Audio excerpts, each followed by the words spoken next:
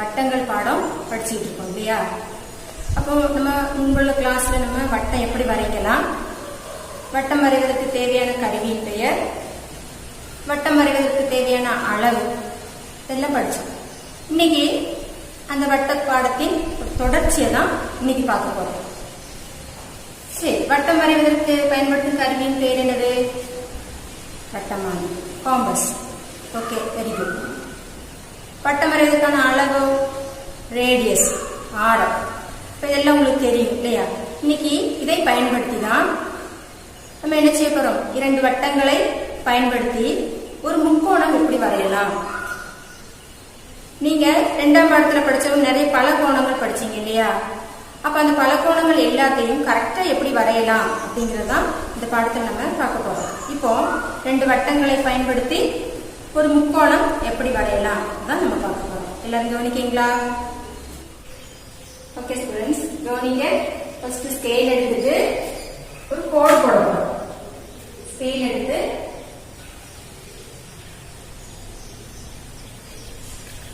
ஒரு கோடு போட்டாச்சு. இந்த கோட்டுக்கு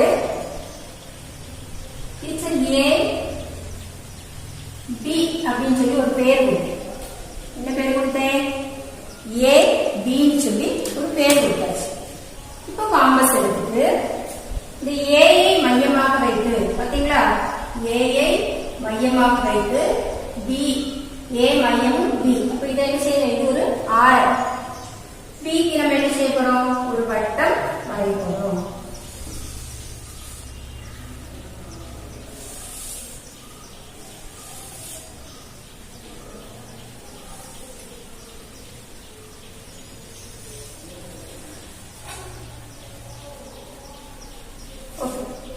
அப்போ ஒரு வட்டம் வரும். அடுத்து என்ன செய்யணும்? பிஐ மையமாக வைத்து ஏக்கு ஒரு வட்டம் வரைப்போம். கவனிங்க, பிஐ மையமாக வைத்து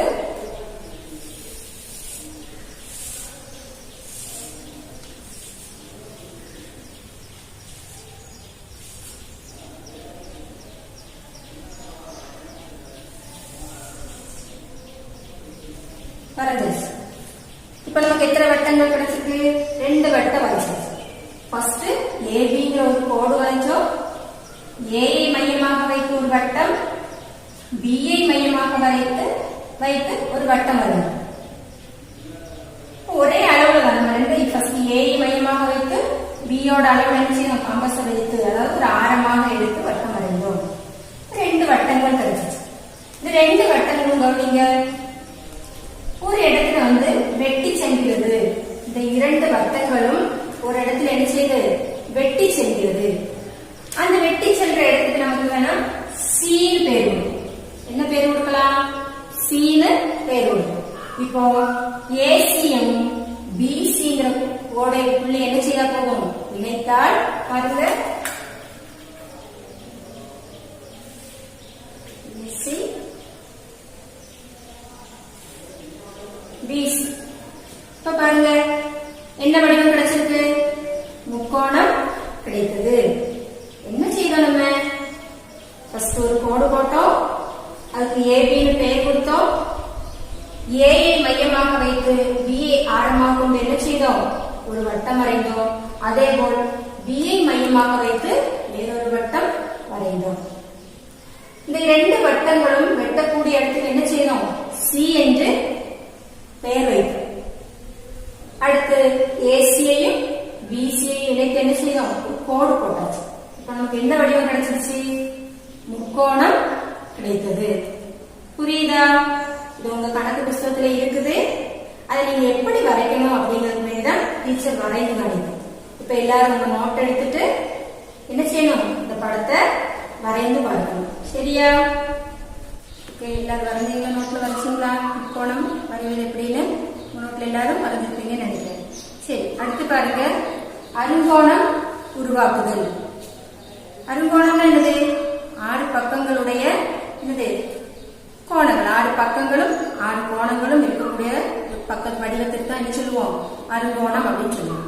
அந்த அருங்கோணம் எப்படி வரையலாம்? அதுவும் 3 வட்டங்களை பயன்படுத்தி. எத்தனை வட்டங்கள்? ஒரே அளவுள்ள 3 வட்டங்களை பயன்படுத்தி அருங்கோணம் எப்படி வரையலாம் அப்படின்னு தான் இப்ப பார்க்க போறோம். சரி, இப்ப எல்லாரும் இப்ப நம்ம எல்லாம் காம்பஸ் எடுத்துட்டு டீச்சர் இது 5 சென்டிமீட்டர் ஆரமுள்ள அளவு எடுத்துருக்கு. எத்தனை சென்டிமீட்டர்? 5 சென்டிமீட்டர். டீச்சர் வரைக்கும் எல்லாரும் கவனிச்சு பார்க்கணும். அதுக்கப்புறமா உங்களோட காம்பஸ் எடுத்துட்டு நோட் புக்ல என்ன செய்யணும்? வரைக்கணும். ரெடியா? பாருங்க, ஃபர்ஸ்ட் ஒரு வட்டம் வரைக்கும்.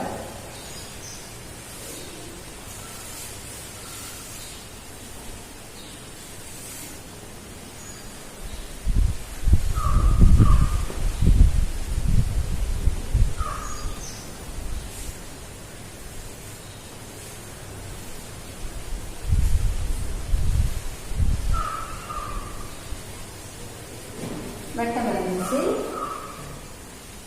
அதோட மையப்புள்ளியை அடையாளப்படுத்து.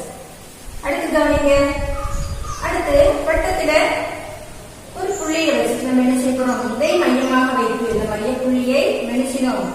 பாருங்க, மையமா வச்சு ஒரு வட்டம் வரைக்கும்.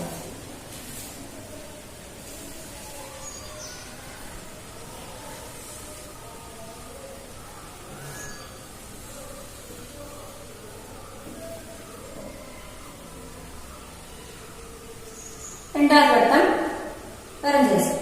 அடுத்து மூன்றாவது வட்டம் வரையணும். மூன்றாவது வட்டம் என்ன செய்யணும்? இந்த வட்டத்தின் ஒரு புள்ளியில வச்சு இதை மையமாக வைத்து என்ன செய்ய போறோம்? அடுத்த வட்டம்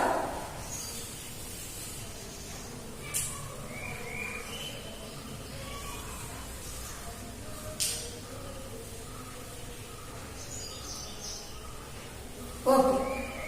இப்ப நமக்கு எத்தனை வட்டம் வரைஞ்சாச்சு? 1 2 3 3 வட்டங்கள் வரைஞ்சாச்சு. அதாவது ஒரே அளவுல உள்ள 3 வட்டங்கள் வரைந்தோம்.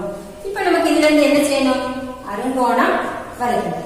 இப்ப கவனிங்க, இங்க ஒரு மையப்புள்ளி இருக்கு.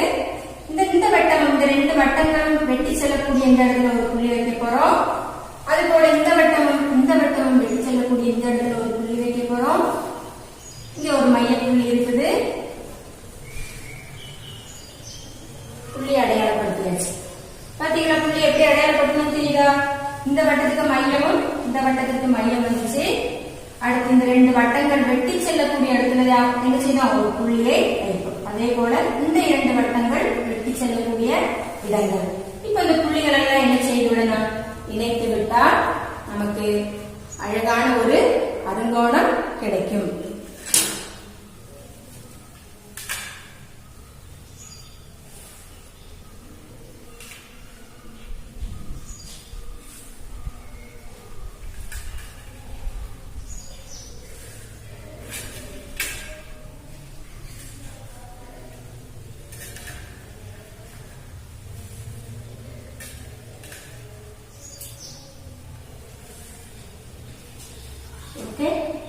இப்ப நமக்கு எந்த வடிவம் கிடைச்சிருக்கு?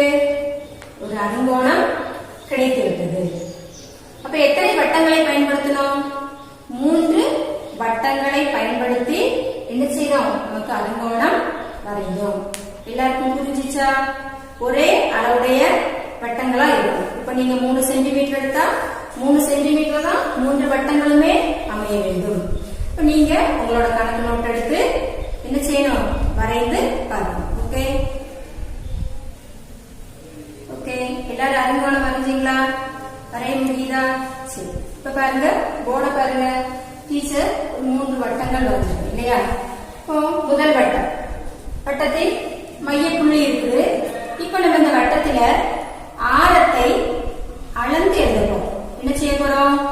ஆரத்தை அளந்து எழுத போறோம். அப்ப ஆரம் என்னன்னு உங்களுக்கு தெரியும் இல்லையா? என்னது?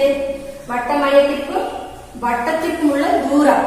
சரி, ஆரத்தை அளந்து எழுதுவோம்.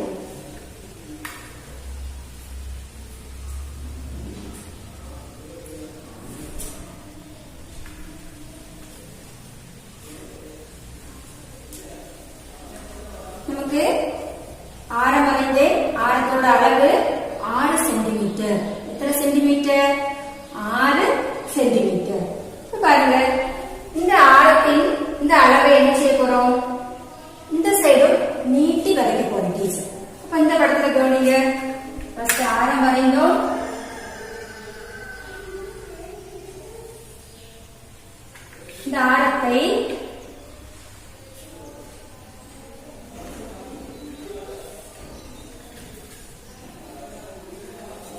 இப்ப என்ன செய்த டீச்சர் என்ன பண்ணிருக்கேன், ஆரத்தை நமக்கு நீட்டி இந்த வட்டத்திற்கும் சேர்த்து செய்தாச்சு வரைஞ்சாச்சு. அப்ப இதோட மொத்த நீளம் எவ்வளவு உங்களால சொல்ல முடியுமா? சொல்ல முடியுமா? ஆரம் நமக்கு தெரியும், ஆரம் 6 சென்டிமீட்டர். இது 6 சென்டிமீட்டர். அப்ப இதுவும் மையப்புள்ளி இருந்து வட்டத்திற்குள்ள தூரம் என்னதுதான்? அதுவும் ஒரு ஆரம். அப்ப இது எத்தனை சென்டிமீட்டர்? 6 சென்டிமீட்டர். அப்ப மொத்த நீளம் எவ்வளவா இருக்கும்? மொத்த நீளம் எவ்வளவா இருக்கும்? ஆரம் 6 பிளஸ் 6 12 சென்டிமீட்டர். அப்ப மொத்த நீளம் 12 சென்டிமீட்டர். சரி, இப்ப டீச்சர் வட்டத்தை என்ன செஞ்சிருக்கேன், மையம் வழியாக ஒரு பெரிய கோடு, 2 ஆரங்கள் நம்ம சேர்த்து வரைச்சப்போ வட்டத்தின் ஒரு பெரிய கோடு கிடைச்சிச்சு இல்லையா? இதே கோடு நம்ம அடுத்த பக்கங்கள்ல இந்த வட்டத்துல வரையும்போ இது போல ஒரு பெரிய கோடு கிடைக்குமா? இதை விட பெரிய கோடு கிடைக்குமா அப்படின்னு பார்க்கலாம்.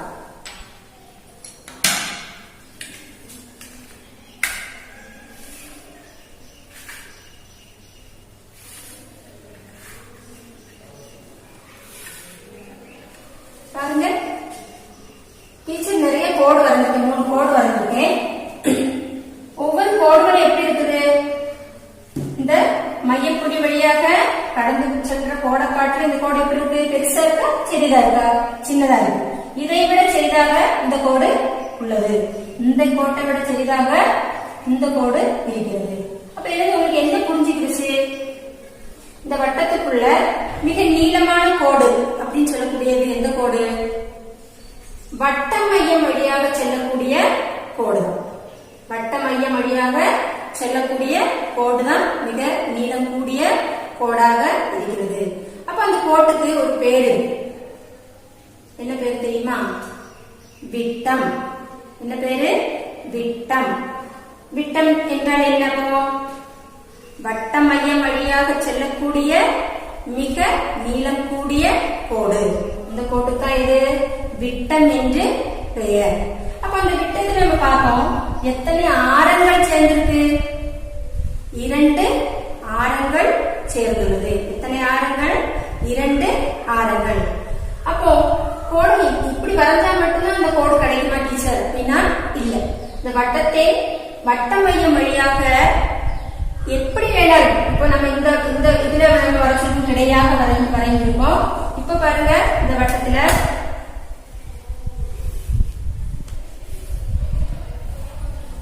டீச்சர் எப்படி வரைஞ்சிருக்கேன். அப்போ இப்படி பார்த்தாலும் எப்படி வரைந்தாலும் வட்டத்தின் பாருங்க, எப்படி வரைந்தாலும் எந்த கோடு நீளமா கூடிய கோடாக இருக்கிறது? இந்த வட்ட மையம் வழியாக செல்லக்கூடிய இந்த கோடு மட்டும்தான். அப்ப இந்த கோட்டிற்கு தான் நம்ம என்ன பெயர் சொன்னோம்?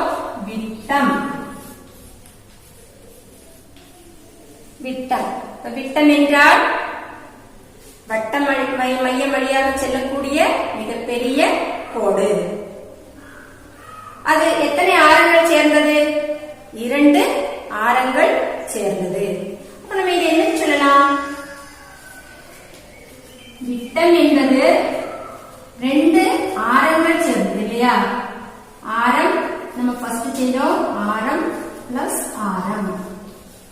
2 ஆரத்தையும் கூட்டணும். அந்த கூட்டலின் சுருக்கம் என்னன்னு உங்களுக்கு எல்லாருக்குமே தெரியும். என்னது? பெருக்கல். ஆரத்தை எத்தனை முறை கூட்டணும்? 2 முறை கூட்டணும். அதனால நம்ம எப்படி சொல்லலாம்?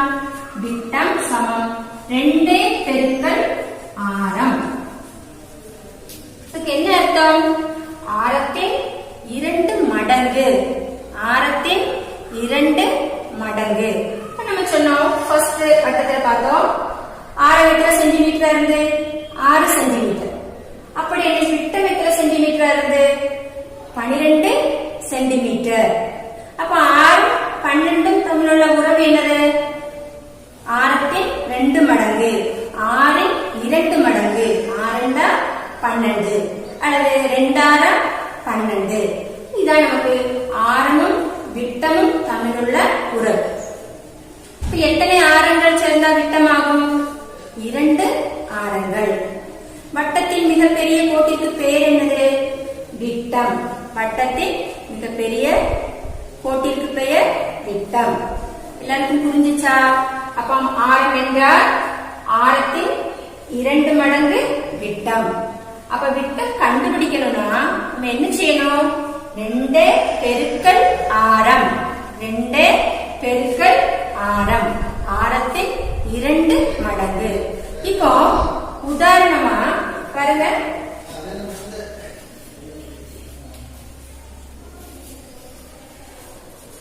ஆரம் 5 சென்டிமீட்டர் எனில், ஆரம் 5 சென்டிமீட்டர் எனில் விட்டம் எவ்வளவா இருக்கும்? விட்டம் எவ்வளவா இருக்கும்? 2 பெருக்கல் 5. 2 பெருக்கல் 5 எவ்வளவு? 10 சென்டிமீட்டர். 10 சென்டிமீட்டர். 5 2 மடங்கு. அப்ப இப்ப எல்லாருக்கும் உங்களுக்கு ஆரமும் விட்டமும் என்னன்னு புரிஞ்சிருக்கும் இல்லையா? புரிஞ்சுச்சா? சரி, உங்க கணக்கு நோட் எடுத்து இதெல்லாம் என்ன செய்யணும்? வரையணும். ஓகே ஸ்டூடெண்ட்ஸ், எல்லாருக்கும் புரிஞ்சுச்சா? உங்க நோட்ல எல்லாம் வரைஞ்சி எழுதுனீங்களா? ஆரமும் விட்டமும் தமிழுள்ள அந்த உறவு என்னன்னு இப்ப உங்களுக்கு தெரிஞ்சிருக்கும்னு நினைக்கிறேன். புரிஞ்சுக்கிச்சா?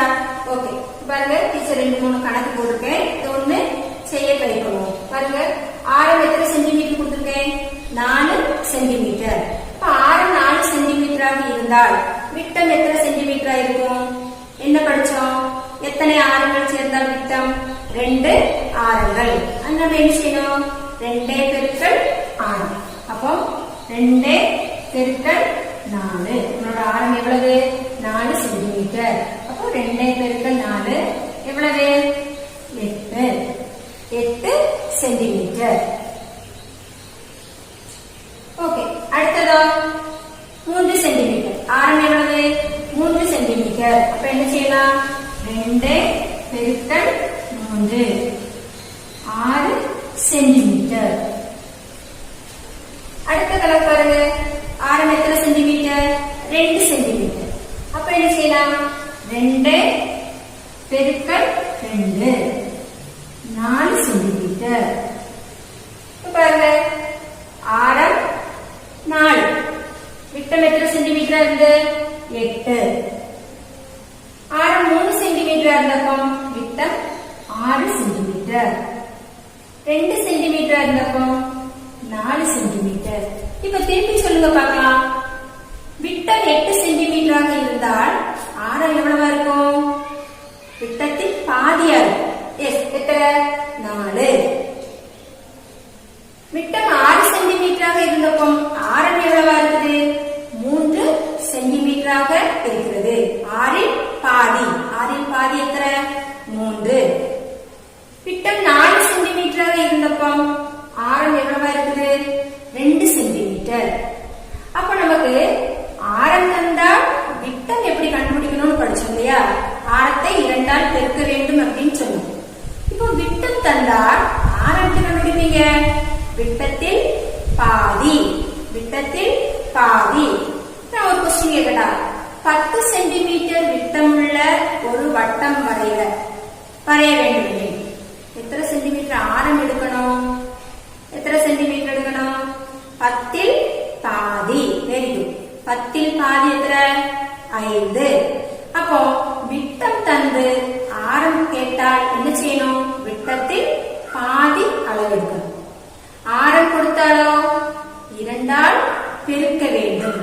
எல்லாருக்கும் புரிஞ்சுச்சா? ஓகே, டீச்சர் கொஞ்சம் செயல்பாடுகள் தருவேன். அதை நீங்க என்ன செய்யணும்? உங்க நோட்புக்ல செய்து டீச்சர்ஸுக்கு அனுப்பி கொடுக்கணும். செய்வீங்களா? ஓகே.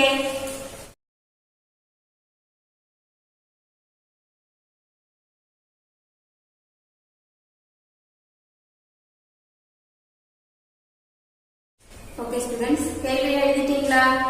நோட்ல எல்லாரும் எழுதிட்டீங்கன்னு நினைக்கிறேன். கணக்கெல்லாம் என்ன செய்யணும்? கரெக்டா செய்யணும். இப்ப பாத்துக்கோங்க, நம்ம 2 வட்டங்கள் வரைந்து அந்த வட்டத்துக்குள்ள எப்படி முக்கோணம் வரையலாம் அப்படின்னு பார்த்தோம்.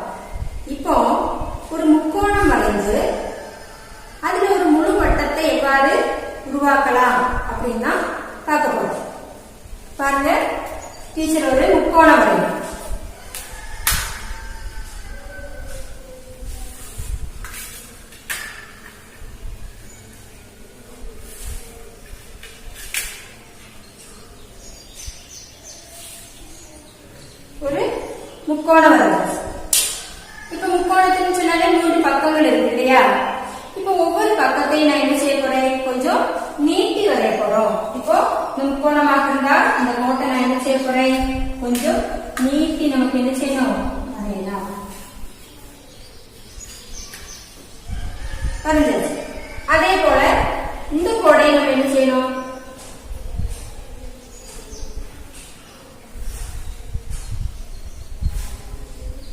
நீட்டி வரைஞ்சாச்சு. மூணாவது கோடு இந்த கோடு. இந்த கோடை நம்ம என்ன செய்யலாம்,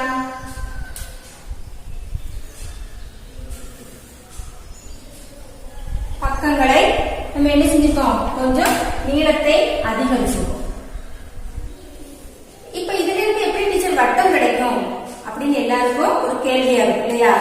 இப்ப நம்மளோட காம்பஸ் எடுக்கணும். காம்பஸ் எடுத்துட்டு ஒவ்வொரு வட்டத்தையும் நீட்டி விட்டுருக்கோம் பாத்தீங்களா? அப்ப அங்க 3 உச்சிகள் இருக்குது. இந்த முக்கோணத்திற்கு 3 உச்சிகள் இருக்கிறது. இப்போ ஒவ்வொரு புள்ளியிலையும் நம்மளோட காம்பஸை வைத்து ஒரே அளவுடைய ஒரு ஆரத்தை என்ன செய்ய வேண்டும், வரைய வேண்டும். பாருங்க, டீச்சர் இப்ப இந்த அளவு எடுத்துருக்கேன்.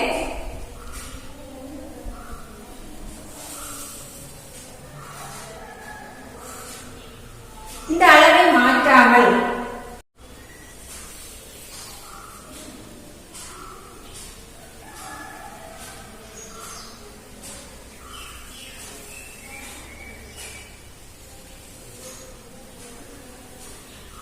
பாத்தீங்களா என்ன வரைச்சிருக்கேன், அந்த அளவை மாற்றாமல் நமக்கு வட்டத்தின் துண்டுகளாக வந்துருச்சு.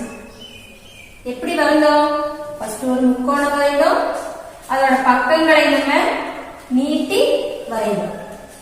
அதுக்கப்புறம் காம்பஸ் எடுத்து முக்கோணத்தின் ஒவ்வொரு உச்சிகளிலுமாக காம்பஸை மையமாக வைத்து ஒரே அளவு மாற்றக்கூடாது, ஒரே அளவு நம்ம என்ன செய்தோம், வட்டங்கள் வரைந்தோம். சரி, இப்போ நம்ம அடுத்து என்ன செய்ய போறோம், இந்த 3 வட்ட துண்டுகளை துண்டு துண்டா இருக்கு இல்லையா, நமக்கு கரெக்ட் வட்டம் கிடைக்கல. இந்த 3 துண்டுகளையும் எடுத்து கட் பண்ணிட்டு அது 3 சேர்த்து வைத்தால் நமக்கு ஒரு முழு வட்டம் கிடைக்கும். இப்ப டீச்சர் ஒரு 3 வட்ட துண்டுகள் வெட்டி வச்சிருக்கேன், அதை இப்போ உங்களுக்கு காண்பிக்கிறேன்.